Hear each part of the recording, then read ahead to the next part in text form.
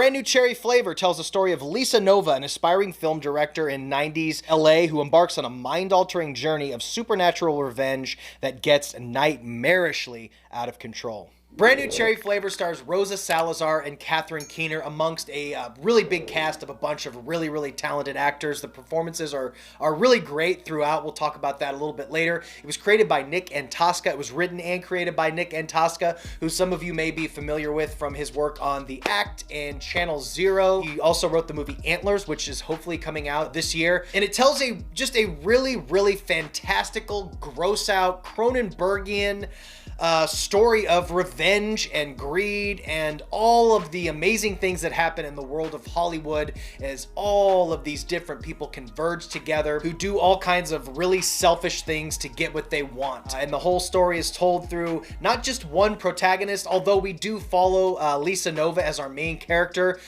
who is a very flawed character, by the way. Even though we're following her sort of, to push us through the whole storyline, she ain't perfect, and nobody in this story is perfect. That's what I really love about it.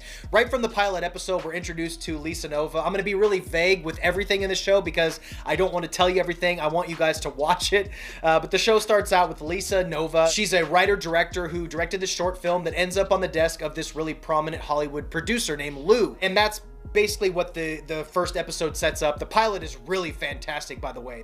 The pilot sets up the tone, the color palette, the world that we're in really well. It's a great pilot. Lou, this producer, promises Lisa Nova that he's going to produce her film and he's going to finance it and she's going to be able to direct. A couple things happen and it turns out he may not be the dude that she thought he was. He may not be as good of a guy as she thought. This show does a really good job at setting up sort of a plot that seems like it could be sort of stereotypical. We've seen these type of stories before where just some really shitty dude turns out to be shitty and they take revenge, and we've seen that before. This show goes so much further than any revenge story that I've seen in a long time, and just because it does it in such a gross out, crazy way. I can't even describe the depths of insanity that this show goes into. This show has very strong Cronenberg vibes, also Henenlotter and Brian Usna vibes. It goes really heavy into the body horror, something with Kittens. You'll never look at Kittens the same way. There's also a sort of slimy sex scene that I won't even begin to explain that happens about halfway through the series that you'll be like, what the fuck is happening right now? But basically right after Lisa Nova is betrayed by this filmmaker, she meets up with Catherine Keener, who is amazing in this show. She has really similar vibes as her character in the movie Get Out, but so much creepier. She's this really sort of, that's why I'm wearing my craft shirt today, this sort of like gypsy witch character, sort of old soul. You can tell she's like sort of been around for a really long time, and she lives in this insane house that's like overgrown like a rainforest inside her house. It's really cool. The set design throughout this whole series is so amazing. The lair of Catherine Keener in her house that looks like sort of a normal rundown house from the outside, but once you go in, it looks like a fucking rainforest. It's just insane and so bizarre. She has these really weird, like, undead henchmen. Basically, what Catherine Keener does is promise Lisa Nova that she will help her get revenge against this movie producer that she wants to have revenge on. So there's sort of that be careful what you wish for aspect, is her revenge doesn't quite go how she wants it to. I gotta give props to Netflix for pushing a show like this to the forefront of its platform. And they've done this before with shows like Santa Clarita Diet, although I'm glad they contained this to a limited series, because it's always a bummer when they start a series and it goes 1 or 2 seasons and gets canceled. I think the limited series run for a show like this was really smart, because they get to push the limits with a super weird show, and we don't have to worry about it getting canceled or anything because it's contained to this 8-episode run. But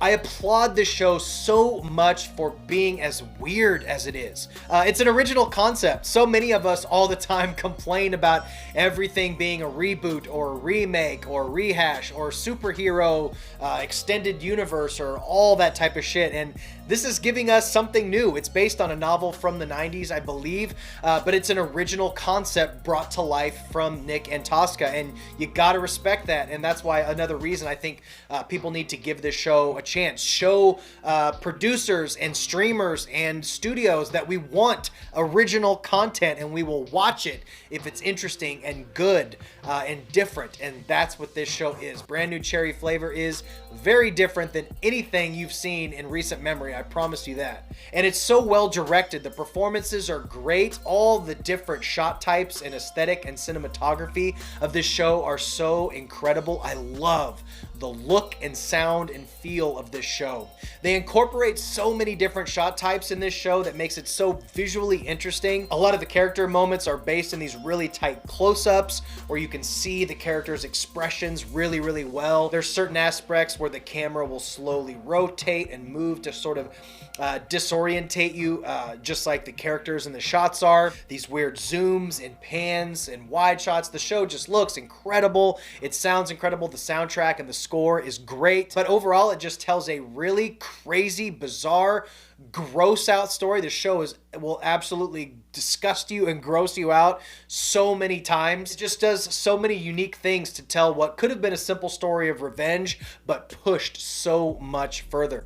I can't even describe to you how weird the show gets. If you're a fan of really gnarly body horror, like old school Cronenberg, such as The Fly, or even Brandon Cronenberg's Possessor, or Videodrome, or Brian Usna's stuff like Society, the shunting scene from Society is brought to mind when I talk about this. This show goes as far as some of those really intense body horror shows, or movies rather, went in the 80s. It really pushes the envelope in bizarreness, and I think you guys are really gonna love it. It is a little bit of a time investment if you're not used to watching limited series.